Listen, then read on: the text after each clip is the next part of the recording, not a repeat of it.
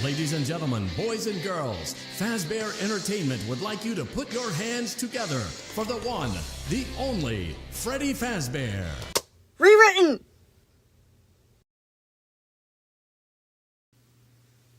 Content warning. This video is not made for kids. It contains graphic content like violence, serious mental illness, and heavy abuse. Because we are in the perspective of abused characters afflicted by mental illness, their inner monologue may seem to suggest that they should be hurting themselves. This is not the case at all. Me portraying this mental illness is meant to show the audience how the illness works inside of the mind of the afflicted person so they can sympathize and maybe stop themselves from following a similar pattern in the future. Be careful if you're easily triggered. You're most likely about to enter the mind of someone who is heavily afflicted by illness and abuse. Viewer discretion is advised.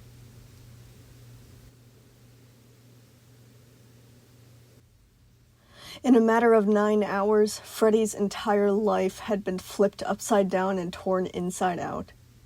And now, down in parts and services, he and his family were anxiously waiting for the results. The gray walls seemed to crackle with electricity as they stood huddled beside DJ, the eyes of 3 policemen, 8 Pizzaplex guards, and 5 of their personal managers pinning them in place. The adults had hardly blinked at all for the past 15 minutes, like they were expecting the animatronics to lunge at them the moment that they glanced away. Freddy had already tried to speak to them and explain that they weren't going to hurt them, but his efforts were only met with sharp demands to keep quiet and stay where they are until their boss gets here. Freddy had no choice but to obey. Even though the guards were obviously woken up too early, they were still brandishing prods that could put them in a world of pain if they tried anything. Freddy and his family were doing their best to look non-threatening and cooperative, but the blood that soaked their clothing seemed to cancel out their attempts to ease the trigger-happy adults. The low ceiling and narrow halls of parts and services caused a feeling of claustrophobia to creep in. The animatronics were standing in the only spot where all of them could fit, the platform that lowered down from the Showtime Auditorium's main stage and doubled as DJ's maintenance room. They were surrounded by the temporary scrap pit that they had previously hidden inside, but the display seemed tame now that they had seen the final scrap dump underground. Freddy found himself staring at the elevator. It was placed past the hall with the maintenance rooms, completely opposite to them and perfectly in view from this angle. The elevator's 2 silvery doors were closed, the digital light off, telling them that nobody was coming down yet. Just thinking of what was about to happen made him shiver. When he got here, there was no telling what would happen. Freddy's mind kept flashing through images of his furious curled lip, his thumb on the remote, his voice pounding into their ears. The others were struggling with the same nauseating anticipation, clinging so tightly to him he thought that they might dent his shell. Monty was the only one that wasn't with the group, instead standing off to the side in rigid silence, staring down at his bloody talons. Chica and Roxy were practically glued to each other, sniffling quietly as they huddled against Freddy's left side. Bonnie was even worse, his remaining hand gripping Freddy's right arm like a lifeline, his gritty rust rubbing into Freddy's fur like sandpaper. He could distinctly feel the parts of his face that had been eaten away by neglect, where the rubbery coating tore open to reveal the mechanisms of his faceplates. Despite his ghastly appearance, Freddy only felt yanking pity for Bonnie, as well as another flare of uncharacteristic anger towards Vanessa. He had already put together why she would leave him in such a state when she was fully capable of repairing him. She hadn't wanted Bonnie to recover properly. She wanted to make him even more mad at his family every single day of his life. How could she do this to him? How was Freddy not there to protect him? Why didn't he try harder to get him back? DJ's huge, centipede-like body was protectively curled around them all, trying his best to soothe Moon with the gloved hand that didn't have Vanessa's blood on it, rubbing his back with a thumb. Moon was still hiding his eyes from the lights in parts and services, the tips of sun's rays trying to push out from beneath his nightcap. Everyone knew that he couldn't keep Sun inside for much longer, but Moon was in such a miserable state that none of them wanted to force him to face reality just yet. Freddy still couldn't quite believe what had happened. No way that had been Vanessa. It couldn't be. He had known her his entire existence. She was a constant in their lives. The first kid to play with them without being told to. The first kid to give them a chance like they didn't carry the sins of the Fazbear Entertainment franchise on their backs. She was like a sibling to him, even though his bond with her wasn't as strong as Sun and Moon's. What had changed to make her hate them so much? She had yelled all sorts of stuff at them, but none of that had made any sense to him. Something about her hating her job, losing everything to this project, something about her dad. It was so hard to focus on the subject of her rant that he could hardly remember what she had even said. The sound of her body breaking on impact returned to him. The heavy clang that reverberated through a sickening crunch, the trickling of dark fluids out of the cracks in her suit. Awful shudders ran up his body. He covered his ears, but that only made the memory louder in comparison. A part of him was still wishing that it had been someone else. When the White Rabbit had first called for Gregory, the voice was distorted by some sort of masking program. That was the only time in his entire life he would have been glad that an intruder had entered the building. It was easier to believe that it was some random serial killer, rather than the girl who had recently grown from a baby sister to a big sister of the animatronics. The Vanessa that he knew had always been a little grumpy and short-tempered, but never anything close to being this ruthlessly homicidal. But it still happened. She still did it. Maybe he hadn't actually known Vanessa at all. But, of course, he was not given the time to process any of that. Right now, they were preparing themselves to face a nightmare that could come crashing down at any second. How long would it take for him to get here? Would the police be asking him questions at the front door? Had he seen what happened to... Freddy touched his neck to disperse the phantom tightness of the collar. Even though they had removed it, it still felt like it was there, like its presence had been permanently branded into his throat years ago. Bonnie shifted his weight around, and Freddy squeezed him tight again, hyper-aware of the agitated guards who were monitoring every little movement that they made. What would they do to Bonnie? If their managers did anything to Bonnie, he would never forgive himself. He still hadn't forgiven himself for the first time that they took him away. Freddy wouldn't be able to keep living knowing that he lost him again only a few hours after getting him back. But what would he say? He could already hear their boss's voice, see their boss's eyes, feel the controlled shock. Freddy had to be strong. He couldn't let them take Bonnie again. He wouldn't. He swore he wouldn't. Whatever was about to happen, he had a promise to keep. The elevator's red light blinked on. Freddy tensed, his family pressing in tighter around him like they were bracing to be hit by an avalanche. Bonnie hid behind him, and Freddy did his best to puff himself up to block him from view, even though he knew the discovery would be inevitable. DJ lifted his head, preparing to defend them, while Moon fell down on his knees, either from the pain of his injury or the pain of his loss. That elevator only had two destinations, the ground floor and parts and services. Still, he was praying for a miracle, held in the hypnotic red light the panel produced. Maybe it was just more policemen. Maybe it was just DJ's manager who hadn't shown up yet. Maybe it was a janitorial staff bot coming to clean off the blood that they had tracked in here. Despite all of those desperate theories, he knew that it was pointless to hope for just a few more minutes without... him. Freddy's mind began to race as the rumbling of the elevator got louder, abandoning the vague wish for it to be anybody but their boss. What would Freddy say? What would Freddy do? Could he do anything? Could he get the chance to explain himself? Could he even get a single word out? What could Freddy ever say to him to make this better? No version of the story would be acceptable. The elevator was getting closer, closer.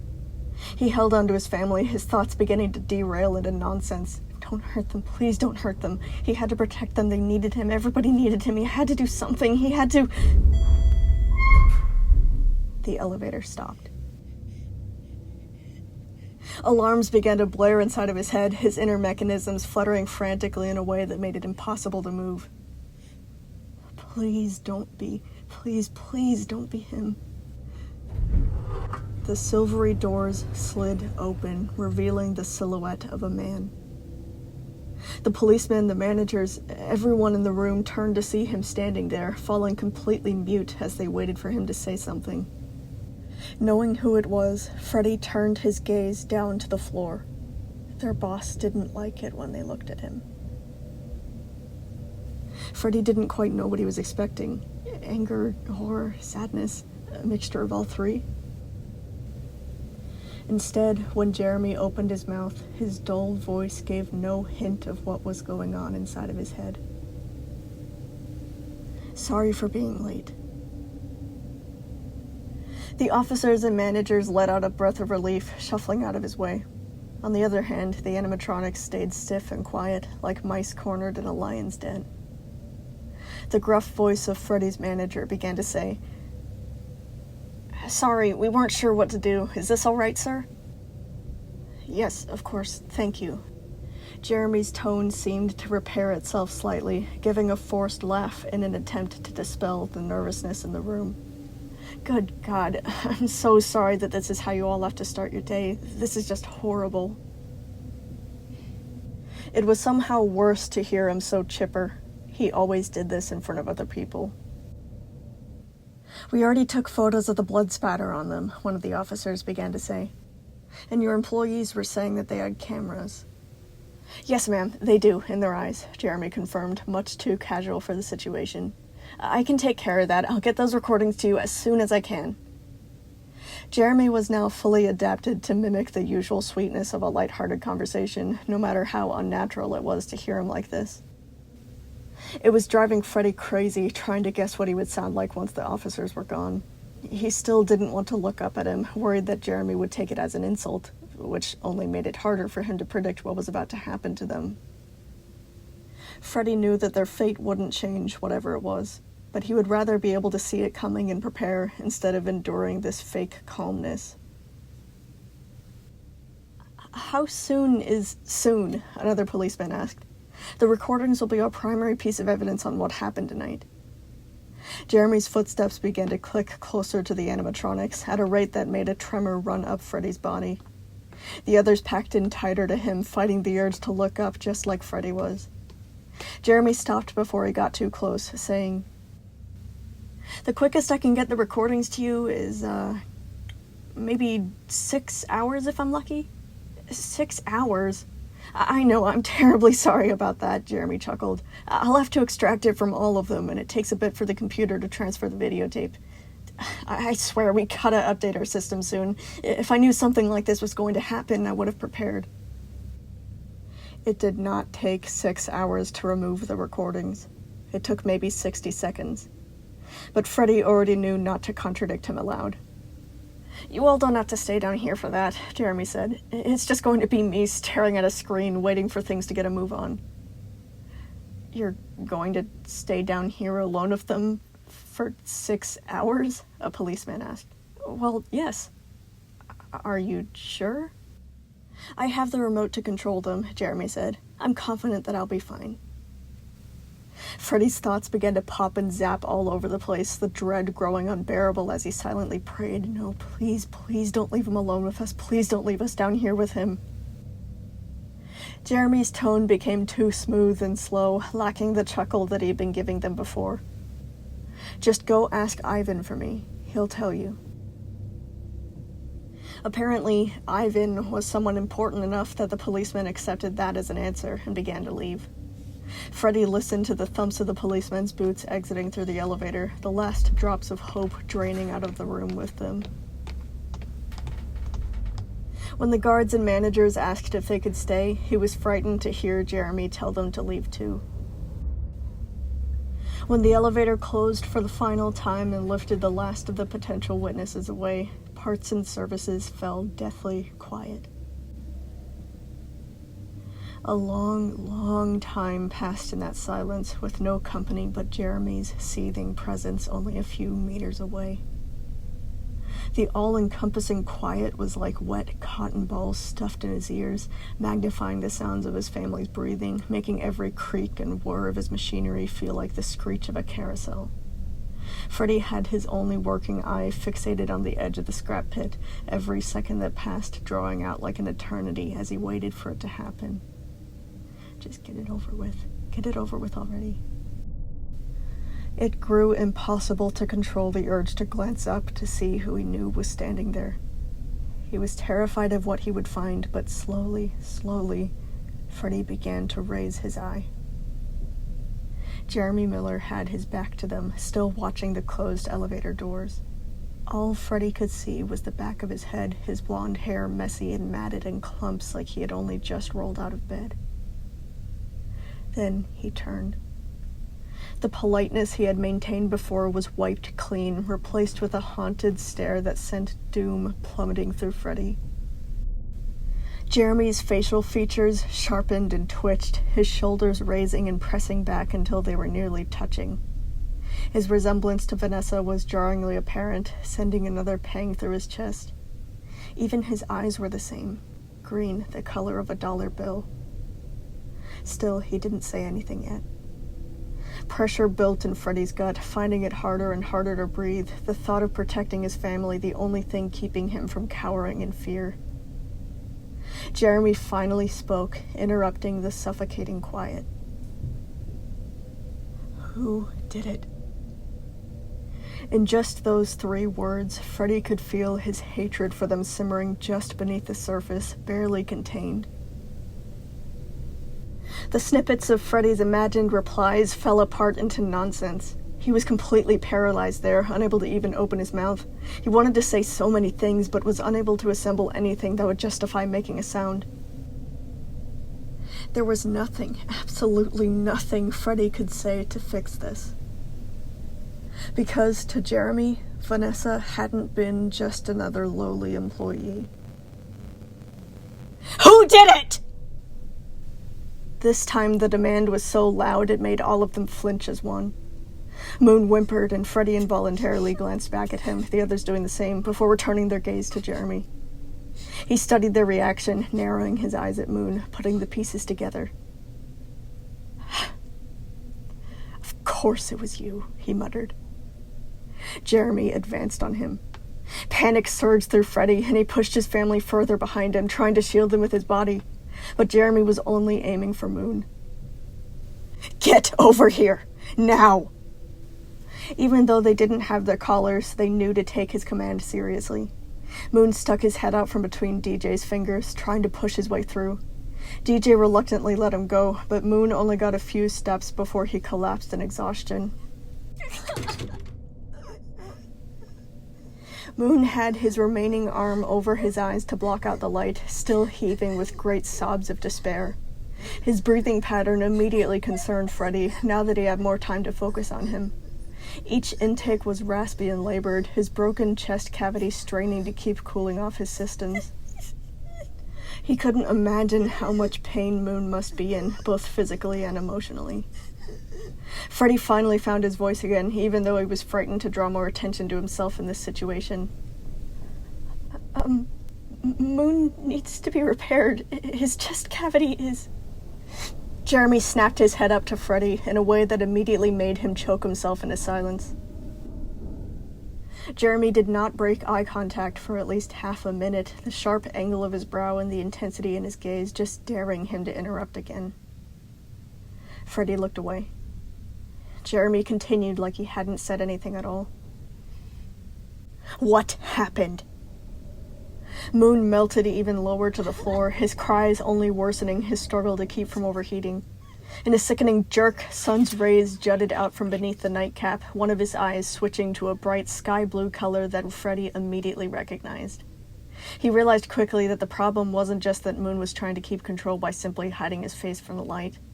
It was that Sun and Moon's body was so badly damaged they couldn't transform. They were stuck in the middle like this. The rays retracted again, and Moon fought to keep gulping air down. His mouth gaped open and shut, each ragged breath getting further and further apart. Moon was obviously trying to speak, but the state that he was in made it impossible to get anything out. "Speak up," Jeremy said, every syllable clipped and quivering with restrained haste. "What did you do to her?" Sun's voice escaped from Moon's throat, asking the same question. "What did you do?" The rays were back, trying to force their way out. "What's going on? Where is she? Whose blood is this?" Moon had to physically shove the rays back inside of his head to make Sun go away. Even when Moon managed to speak, it was almost completely incoherent. "I'm sorry, I didn't mean to. She was fighting me, and I tried to grab her, but... Speak up! Jeremy's snarl was punctuated by his right hand raising the remote clutched there, his thumb pressing down on the button that corresponded with Moon's collar. Moon reflexively shrank away, preparing to feel the shock. But nothing happened. Jeremy blinked a few times at Moon's lack of a reaction. He pressed the button again, then hit the remote and tried a third time. He leaned down, catching sight of Moon's bare throat. His head snapped up to all the others, noting that none of them had their collars at all. For half a second, so brief that it could be excused as a glitch in Freddy's only eye, Jeremy looked afraid. But it was so fleeting, the only remains of it were a slight cracking in his voice as he asked them, "Where are your collars?" Freddy wasn't sure if there was an answer that would lead to them not getting in trouble for this. Still, he would rather have the anger focused on himself than the rest of them, so Freddy decided to be the one to speak up. "We had to take them off. Vanessa would have gotten away if she could use the collars on us." Before Freddy even finished his sentence, Jeremy disappeared into the 6th maintenance room. It was mostly used for storage, only built there because then there would be an equal amount of doors on either side of Parts and Services' main hall. When Jeremy came back, he had regained his composure, inhaling deeply as he drew himself back up in front of them. He held out several large, colorful rings that he had looped around his forearm. They were the spare collars that the managers always had ready in case if the original ones got damaged. Each of them were already disguised as the same individual accessories that they had clipped off of themselves only a few hours ago. A bow tie, a feathery choker, a dog tag, a studded leather necklace, and a thin black band. "Put these on, now," he ordered. Common sense began to wrestle with Freddy's emotions, creating a mess that couldn't move back or forward. He had to listen. Jeremy was his boss. They were his property. But in this specific moment, he couldn't control them. If Freddy let him put the collars back on, they would be electrocuted and punished. He didn't want Jeremy to discover that Bonnie was hiding behind him. He didn't want Jeremy to start hurting Moon for something that wasn't his fault. But did they have a choice? Jeremy could call the Pizzaplex's guards down here to use the electric prods on them and force them to put the collars on anyway. And that would be much more painful than just doing it themselves without resistance. This tiny taste of freedom was not true freedom. It was temporary, and their time was up. Freddy was trying to work up the courage to do something other than just stand there dumbly, but DJ had already made a move. He reached out to Moon and scooped him back into the group, hiding him from Jeremy. DJ got up and circled the platform so he was in between Jeremy and the other animatronics, then promptly sat down. His huge mechanical body almost completely concealed them from Jeremy's view. Even though they were out of sight now, this small offense caused danger to pound up Freddy's endoskeleton. No, DJ couldn't do this. This wouldn't be without consequences. He could already feel Jeremy's pent-up rage growing, like his eyes were burning through DJ and scorching a permanent mark upon Freddy's shell, calculating how many extra volts he would pump into their bodies for this. Freddy held on tight to Roxy, Chica, and Bonnie, seeing their eyes reflecting the same frenzy that he felt in himself. He didn't want to make them put their collars back on. He didn't want to see them writhing on the floor and crying for mercy. But Freddy had learned too many times to count that going against Jeremy's wishes never worked out. It would be easier if they just gave him what he wanted. In a burst of electricity, unexpected pain rocketed through Freddy's body. All of them yelped in surprise, lurching away from the surface that was being electrocuted, realizing that DJ was the one being shocked. They had only felt it because they had been touching him. DJ was flat on the ground now, his expression clenched in agony, trembling as sparks sputtered off of his white shell. Jeremy had noticed that DJ was the only one that still had a collar. Jeremy released the button and DJ went limp, his eyes fluttering as he tried to recover. "Look at me! Do I look like I'm joking with you?" Jeremy growled. "I said put them back on, now!" DJ couldn't hear him, but he knew what was going on. He tried to motion for them to not go to him, but Jeremy shocked DJ a second time with even more power. DJ couldn't scream like the others without his voice box, but every note of his teeth banged down at the same time, his whole body jittering and spazzing awfully like a spider being coated with bug spray. Knowing that things would only get worse from here, Freddy started to wave his hands, calling to Jeremy, "Stop, please stop! We'll do it! We'll put them on!" DJ heaved and coughed when Jeremy stopped shocking him. His big spotlight eyes focused dizzily on the rest of them, gathering himself the best that he could and signing to them with shaking hands. "Please, no, don't do it. I'm used to this. I'll be fine."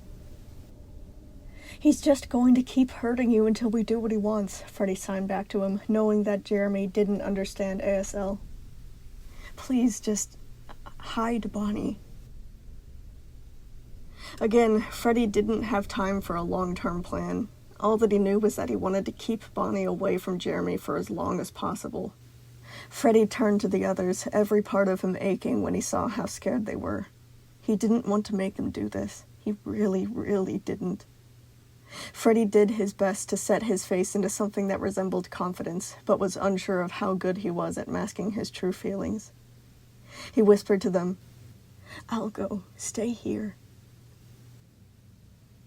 DJ was still down, but he was glaring at Jeremy so fiercely, Freddy half expected Jeremy to disintegrate under the intensity of his gaze. As always, Jeremy acted like he didn't notice. Freddy approached Jeremy alone, feeling more exposed than ever before. It was something similar to stage fright. Every joint kept locking up, his chest refusing to draw in air, voice crushed by the weight of all those watching eyes ready to pick apart every hesitance and flaw and mistake. It normally took an overflowing crowd and a really bad day to get him like that. But here, now, Jeremy by himself was enough to invoke the same reaction. When he realized that only Freddy was coming out, Jeremy frowned and raised his voice. "Not you. Moon, get out here and explain yourself. I know you can hear me." Moon's feeble whimper gave Freddy the strength to say to him, "Please, sir, he's not ready to talk. I can explain what happened in a much more collected tone. It'll be easier for you." Jeremy rounded his irritation on Freddy, the bridge of his nose creasing as he weighed his options. Freddy tried to keep his expression steady, even though all of his thoughts were storming around like he was standing in the middle of a hurricane. He hadn't said no to him, but anything close to a refusal was still terrifying. "Fine." He held out the navy blue bow tie that disguised Freddy's spare collar. "Put it on, or DJ will take your punishment instead." Every part of him was begging for him to refuse. He hadn't gotten the time to fully appreciate what it felt like to live without the constant threat of being disciplined. And now it was gone already. A depressive resignation sank deeply inside of him. "Yes, sir," he said. Freddy reached out and took the collar, turning it over in his hands, soaking up these last few seconds of freedom. He slipped the collar on over his head, hearing it click into place, the dreary weight of it digging into his shoulders like bell bars. "Good." Jeremy visibly relaxed, moving back to the topic at hand. "Talk. What did you do to her?" There was so much to explain, Freddy hardly knew how to start. He remembered to not look at him, instead fixing his eye on the gray floor between them. "Vanessa is the one that killed James," Freddy began. James, he was the kid that had been dead for a while. We discovered tonight that Vanessa killed him days ago." Freddy opened his writing compartment, fishing out a handful of the purple chips and showing them to Jeremy. "Vanessa gave these to all of us to make us listen to her and go through with her plan. Gregory helped us take them out. Gregory was the living kid, the boy that had a bite mark on his head. Gregory was locked in here after closing and found his way to me. Once the chips were out, we hunted Vanessa down and found her working in some sort of underground building. Freddy stopped, expecting Jeremy to ask what he was talking about. Jeremy didn't say anything. Freddy wanted to look up and read his expression, but it was far too risky, so he kept his gaze firmly on the concrete. There was a lot of strange things down there, Freddy kept going. But we managed to corner her, and...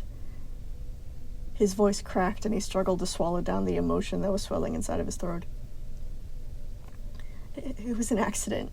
We were just trying to restrain her, and she was fighting with Moon at the top of some stairs, and... He didn't have to finish that sentence. He waited for Jeremy's reaction, expecting for the collar to light up any second now. When it didn't come, Freddy took the risk and peeked up to look at his face. Jeremy hurriedly rubbed a hand into his watery eyes, and Freddy took the signal to stare at the floor instead, fully aware of how Jeremy could get if he felt like he was judging him. She actually killed someone, Jeremy said slowly, more of a statement than a question. Freddy still mumbled, "Yes, sir," in case if he had been asking him for confirmation.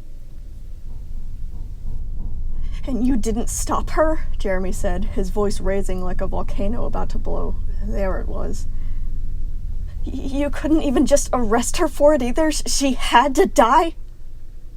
Waves of heat began to radiate off of Freddy's fur, the urge to breathe smoldering inside of him like hot coals. He wanted to back away, but he was scared that if he made any movement, it would only make Jeremy press the button. "I'm sorry, sir," Freddy stammered, his paws raising in submission.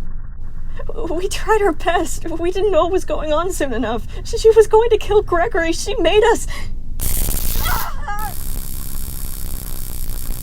His apology rose to a scream as the collar sent thousands of volts shooting through his body. Next thing he knew, he was gasping on the floor, watching the folded ends of Jeremy's jeans as he began to pace in a tight circle, the clicking of his leather shoes echoing through Parts and Service's bare walls. Freddy knew to stay down, doing his best to collect himself again, his remaining eye flickering a few times as the shockwave passed. Jeremy's rough breathing began to fill the air, each exhale more rigid than the last, like he was trying to dispel smoke from a fire that had begun in his lungs. The pacing circle grew smaller and smaller, each step more of a stomp. To the left, then the right, left, then right, still not saying a word. A prickling, unbearable silence began to compress in on them as Freddy waited. He touched the bow tie of his collar, praying that Jeremy would take it out on him and not the others. "Please don't hurt the others. Don't hurt my family for this." Then, finally, Jeremy turned on his heel and faced them with a harsh snap. "Get over here," he demanded in a low, deadly tone. "Put these collars on, all of you." Freddy craned his neck back to look at the others. Their colorful eyes glowed in the dim light, peeking out from around DJ, who was still shielding them from Jeremy. Freddy didn't want them to come out. He really, really didn't want them to put their collars back on. He knew where this was going. But they didn't have a choice, and Jeremy was prepared to demonstrate that. DJ's entire body was racked by another shock, his piano key teeth making an ear-splitting sound as his multiple legs buckled. Stop, please! We'll come over!" Chica started yelling, halting the show early. DJ groaned as the electricity wore off, growing visibly alarmed when he saw the others trying to slip past his big gloved hands. "No, don't go! I can keep doing this! I'll be fine!" DJ signed to them, still weakly trying to get in their way. "We have to go eventually," Roxy signed back. "We'll be okay." DJ still looked conflicted, but was unable to stop them from leaving his protection. Chica, Roxy, and Monty joined Freddy out in the open, receiving their collars too. Like Freddy, they stared down at the devices, realizing that this was probably the last few seconds they would ever be free from them. Reluctantly, they put them all on, helping to nudge Freddy into a standing position. Jeremy leaned around the huddled group, focusing on the last one who hadn't revealed themselves. "Moon," Jeremy said in a way that made Freddy freeze up. "Quit whining and get over here. I am not playing around with you." DJ was backing up further to the edge of the platform, keeping Moon tucked away from Jeremy. From what Freddy could hear, he couldn't blame DJ for his concern. Moon's desperate rasps for air were broken by anguished sobs, causing a tormented noise that he would never get out of his head. Freddy couldn't distinguish which cries were from pain and which were from grief. He was really beginning to worry that Moon would overheat if his body took on any more stress. But of course, Jeremy was the furthest thing from caring about that. If anything, he probably liked it. Again, DJ's collar was used. Freddy closed his eyes, not wanting to watch, but doing so made him miss the next few seconds. There was a loud clang, a scrape, and then a howl of terror from Bonnie. Freddy's head jolted up just in time to see Bonnie lying in the scrap pit. It seemed that DJ's body had spasmed in response to the shock and unintentionally knocked Bonnie over the edge. Bonnie shrieked and flailed around in the rusted shells and broken parts, trying to get away from the nightmarish tangle of dead machines. Jeremy stopped shocking DJ in surprise at the reveal, and DJ hurriedly circled around and picked Bonnie back up, placing him on solid ground. Bonnie began to hyperventilate in DJ's arms, his rusty claws digging into his ears as he curled up and wept, making Freddy feel like his heart was shattering into a million tiny pieces. "What is that doing up here?" Jeremy demanded. Freddy jumped between Jeremy and Bonnie, making him raise the remote again. Before he could bring his thumb down, Freddy yelled, "Wait, please, don't hurt him!" "Where did you find him?" "In the old storage room," Freddy explained hurriedly. "He helped us stop Vanessa. Gregory wouldn't have survived if he didn't help us." He waited for a response as Jeremy's facial expressions shifted from one emotion to another, each more confusing than the last. Bonnie's panicky gasps in the background were tearing Freddy apart, but he didn't want to move from his spot, scared that Jeremy would do something if he turned his back to him. Jeremy's fingernails dug trenches through his short-clipped hair, pacing another aimless circle, whispering something to himself. Then, after dragging his hand down his sweaty and reddened face, he returned his attention to Freddy, his jaw set in grim determination. "He's going back." It was like the floor had dropped out from under him. "What?" "He's going back down there," Jeremy said, advancing on him. "He's going back down there, and you are not to speak another word about him." An excruciating weight sank from Freddy's throat to his gut, sapping his limbs of any energy he had retained during the night. Things began to get darker around the edges as Jeremy prowled closer and closer, seeming to fill the entire hall. Freddy's ankles were numb and loose as he continued to back up from Jeremy, his thoughts flashing and bursting like cannon shots behind his eye sockets. No, please no. Not this again. In this exact spot, 5 years ago, Freddy had been told that Bonnie had been euthanized, that Bonnie was unfixable and useless, that it was already too late for him, and that they had put him down hours ago. He could still feel the way that the news hit him like a battering ram, the way that his legs gave out while his dazed mind tried to understand what they were telling him. Those same thoughts were returning, just as potent as they had been the first time. I should have fought harder. I should have asked more questions. I should have been there with him. I should have stopped them. I should have done something. All of those years of pain, they were now rising inside of him, stretching up to touch his mouth, to deliver one simple syllable that he had never pronounced in Jeremy's presence before. No! Everything stopped in its tracks. It took him a few seconds to register that he had actually said it. Jeremy turned fully to face him, the wrinkles of his brow doubling. What? That word carried so much venom, Freddy actively resisted the urge to fall down to the floor and apologize until his voice box broke. He glanced back at the others, whose eyes were bugged out in shock as well. And Bonnie... Seeing Bonnie was enough to anchor him. He had to do this. He couldn't just roll over this time. Freddy turned back to look at Jeremy, the word expanding in his chest as he brought himself to use it again. No. Bonnie is staying with us. Jeremy let out an odd, sighing laugh, pinching the bridge of his nose like Freddy had been joking. Move out of the way. Freddy stayed firmly where he was, not giving a single inch to him. No! Jeremy's expression changed from amusement to frustration, powerful enough that it made Freddy consciously fight to keep retaining eye contact. He doesn't want to go back down there. He's already suffered so much, Freddy tried to reason with him. Please, sir, for 5 years we've worked 17 hours every single day for you. Please, just do this one thing for us. Just don't throw him away again. He didn't get to finish his sentence before the electric shock burst through him. Freddy clawed at his own throat on his knees, his resolve briefly dissipating. But once he saw Jeremy trying to dodge around him, Freddy staggered to his feet and stubbornly blocked his path again. Jeremy moved to the right. Freddy did too. To the left, and Freddy met him just like before. Jeremy's face was getting redder by the second, but Freddy forced himself to stay strong, fueled by Bonnie's cries. If you want to scrap Bonnie, you'll have to scrap me too, Freddy said, staring determinedly into Jeremy's eyes to let him know that he was serious. I will throw myself down there with him and never come back. Jeremy's thumb hovered over the remote's button, but he didn't press down yet. He blinked several times, like he was trying to decipher if Freddy actually meant it. Then he snorted and said, Fine, go with him.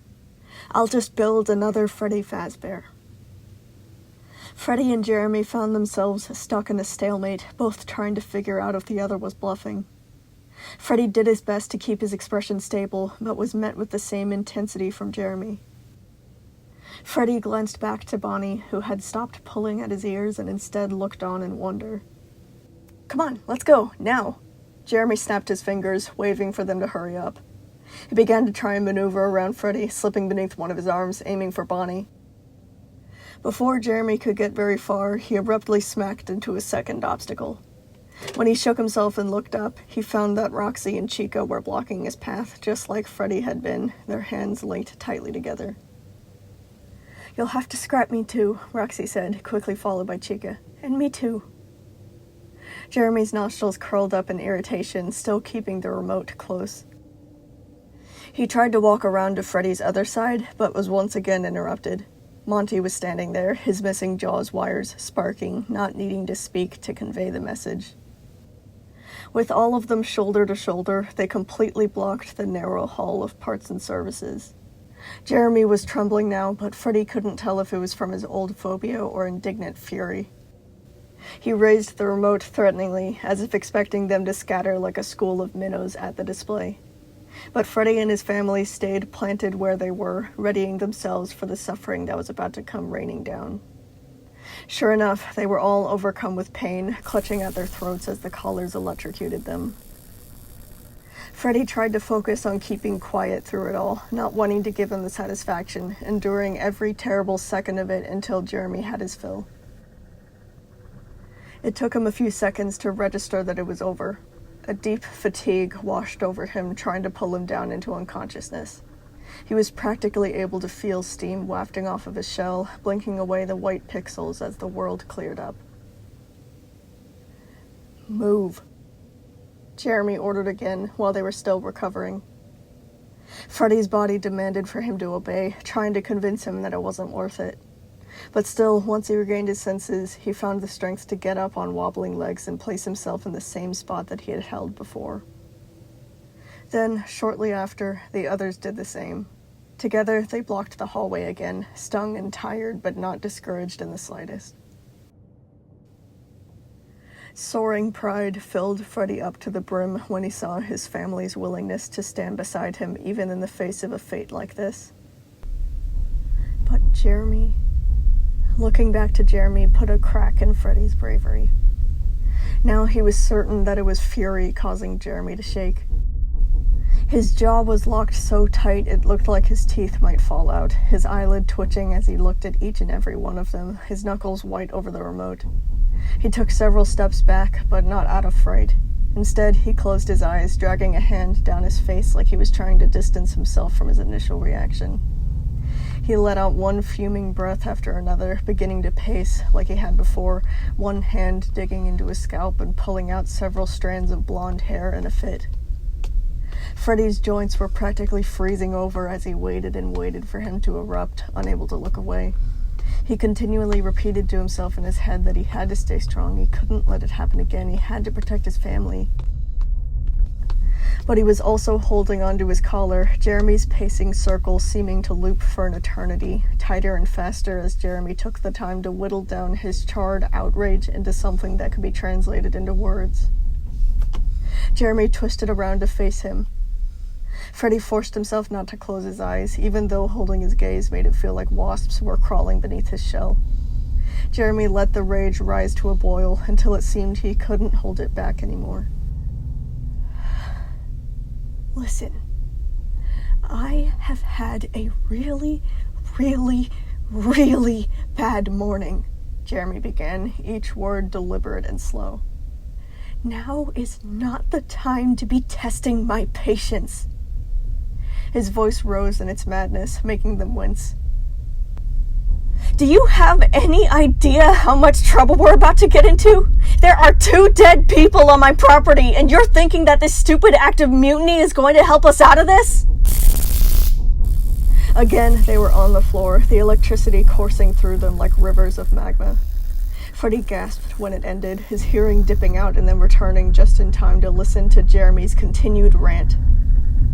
They could have us shut down for this. What do you think is going to happen to you once we start to drown in lawsuits? It won't matter whether you all stay together or not. If we go bankrupt, we won't have the money to maintain you. You're going to starve to death. Everything I've ever done has been to ensure that this company survives, and yet you still refuse to listen to me. The shock came again.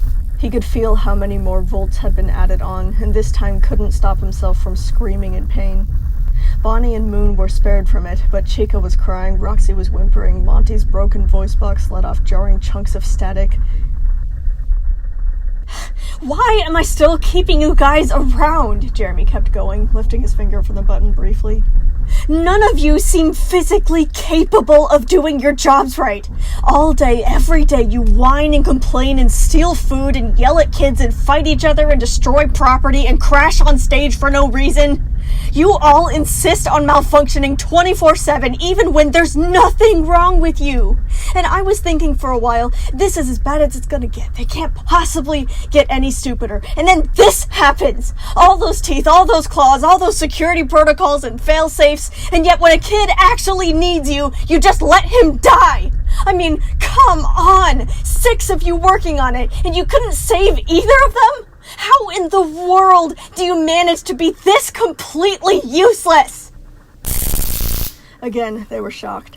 Even though Freddy kept telling himself to bear through it, his entire body was writhing against him, pleading for him to give up, no matter how many promises he would break from doing so. When the agony went away, Freddy stared with blurry vision at Jeremy's leather shoes as they stalked back and forth across the hall, his wrath seemingly never ending. You promised that Fazbear Entertainment would change. You promised that no kid would ever die like that again. And yet you have the audacity to talk back to me after presenting me with my dead sister! Another shock.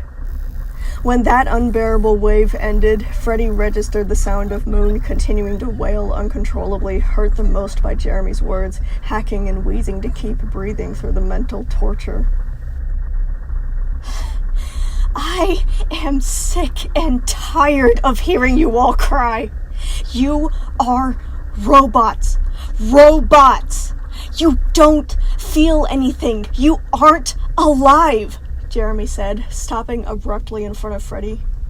He kneeled down so his face was in view as he told him, If you were, you wouldn't have let this happen. You would have actually cared. You would have tried harder. Every one of you have utterly failed to prove that I was wrong about you. Freddy wanted to return his stare. He wanted to hold the line and show him that he could take it. But Freddy could hardly see straight, his vision going black a few times before finally focusing on Jeremy's looming figure. His eyes, dollar green eyes. There was no pity to be found in them, no guilt or reluctance, only cold, poisonous loathing that he never seemed to run out of. When Jeremy was young, Freddy had been upset that he invoked fear in those eyes. But now that he was older, Freddy couldn't understand what any of them had ever done to change that fear into hate. You know what? Jeremy sighed heavily. Why am I even bothering to talk to you? I should just have you all euthanized and sell you for spare parts. Freddy couldn't feel any worse than he already did. He just let the suggestion wash over him, just staring and staring, searching for something, anything familiar in Jeremy's face. Your father would be disappointed in you. Freddy hadn't really meant to say it, but now that it was out, there was no taking it back. Jeremy stopped. His mouth was half open, though he didn't seem capable of summoning any sort of rebuttal. He just blinked at him, moving back slightly, his shoulders lowering.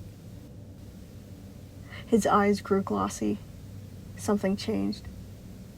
Sickly terror swept up and down Freddy's body in waves, expecting another shock. But Jeremy got up and stepped away from him. Freddy lowered his head and closed his eyes, preparing for the worst. Like before, the silence of parts and services began to squeeze the casing of his head, his scorched neck tingling as he waited for the discomfort to turn into agony again. But for almost a full minute, nothing happened. Freddy would never be able to guess what was going on in Jeremy's head right now. But the next time he spoke, Jeremy seemed to have run out of interest. Just give me your damn recordings. The technicians will be here soon for repairs. I'll figure out what to do with you later.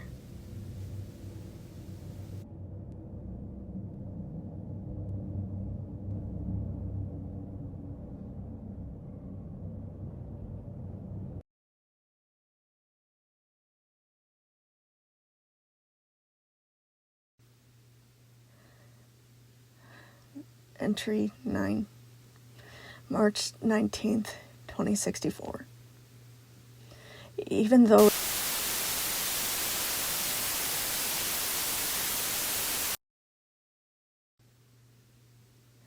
Entry 10, April 14th, 2064. We found a solution, thank goodness. The trick was to add a system that replicates the digestive tract, causing her sense of hunger to attach itself to a false stomach. Subject 5 is no longer in pain, and has been free of the anesthetics for days now. Unlike the others, she has the sense of taste. We are getting closer to a truly human experience, but we aren't quite there yet. The others had all sorts of questions for her, mostly about what food tastes like and if she remembers anything. She was happy to share, and seems to be quickly building a bond with the others. Bubblegum is helping her stay positive, and so far she seems happy. I am so glad that we found a solution. I don't know what we would have done if we couldn't fix it. Poor thing would have spent her whole life in pain. We have named her Peaches for her eyes, and the fact that peaches are her favorite. We won't make mistakes like this again. We just need one more chance. We will get it right this time. Victor Miller.